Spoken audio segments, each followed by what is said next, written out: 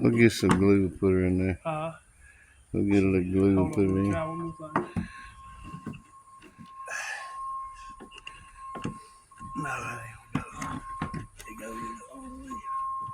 You maybe take your hammer and tap them nails side with your hammer sideways. No, ain't no way I can do nothing with this.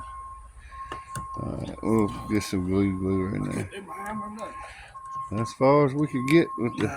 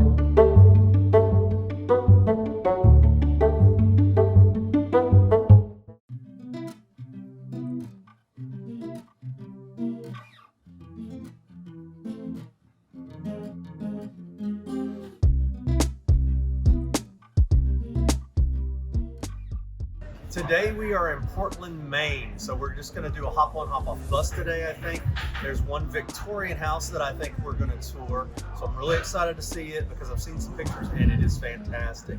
So come with us today to Portland, Maine.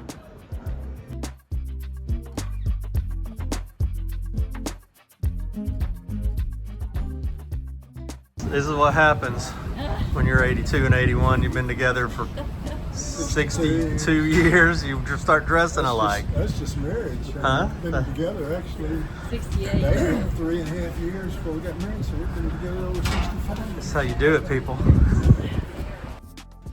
Portland, Maine, where the cobblestones have better stories than most tour guides. We start in the Old Port, a 1600s waterfront that still works for a living. First settlers showed up around 1632. The town became Falmouth in 1658, and in 1775 the British burned much of it during the Revolution. It rebuilt, renamed itself Portland in 1786, and in 1820 it briefly served as the first capital of the brand new state of Maine. Look up at all the handsome brick. Think the Great Fire of 1866, which leveled most of the city on July 4th and led to a sturdier makeover. Walk 4th Street, slip into boutiques, and count how many wharves you can spot.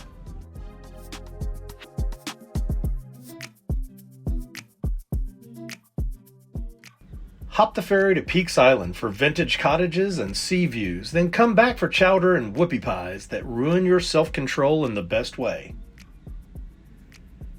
By the 1980s, the Old Port was booming again. Today it is cozy, creative, and very Portland. Bring layers and an appetite.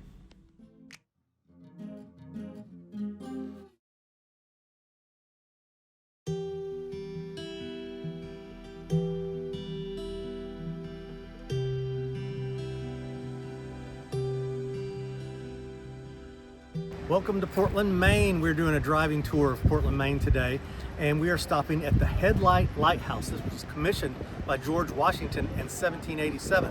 So let's take a quick look at this beautiful lighthouse.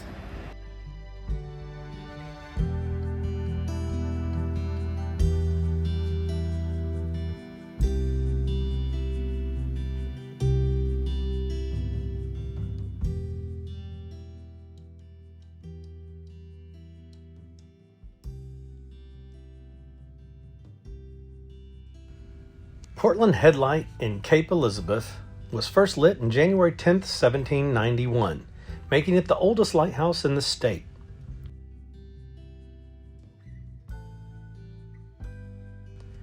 It began with whale oil lamps, later upgraded to Fresnel brilliance, and today the beacon flashes from an 80-foot white tower that stands 101 feet above the water.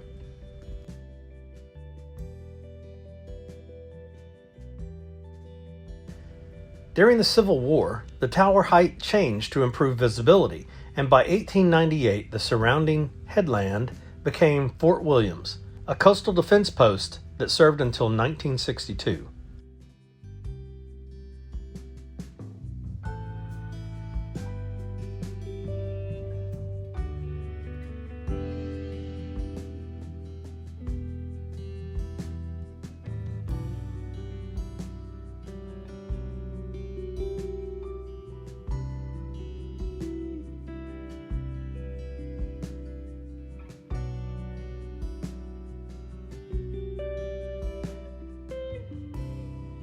The light went fully automated in 1989, but the romance never switched off. Come for the view, stay for the history, and let the steady flash tell you you're on the Maine coast.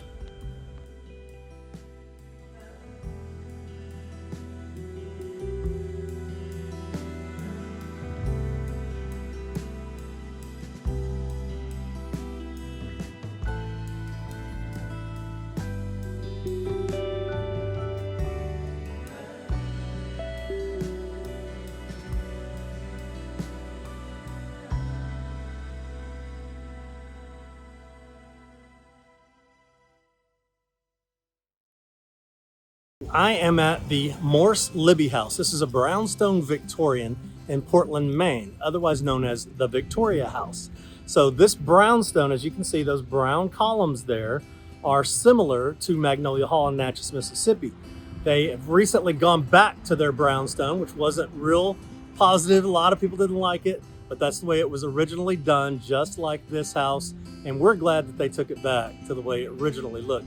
So I'm going to take you inside with a couple of photos. They won't let me video here, but we're going to show you around a little bit of the Victoria House. Meet Portland's Italianate showstopper, built for hotelier Ruggles Sylvester Morse and his wife Olive between 1858 and 1860, with a brownstone exterior by architect Henry Austin and lavish interiors by designer Gustave Herter. In 19th century America, brownstone from the Connecticut River Valley and Mid-Atlantic quarries became a go-to material for urban facades, especially row houses in New York, Boston, and Philadelphia.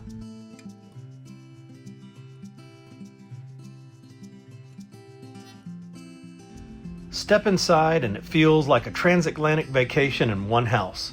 All gilded ceilings, carved wood, and museum-quality detail that survives as one of America's best Victorian interiors. The Libby family owned it until the 1920s. Preservationist William H. Holmes rescued it and opened it to the public as Victoria Mansion in 1941. Today, it is a National Historic Landmark and a beloved house museum on Danforth Street.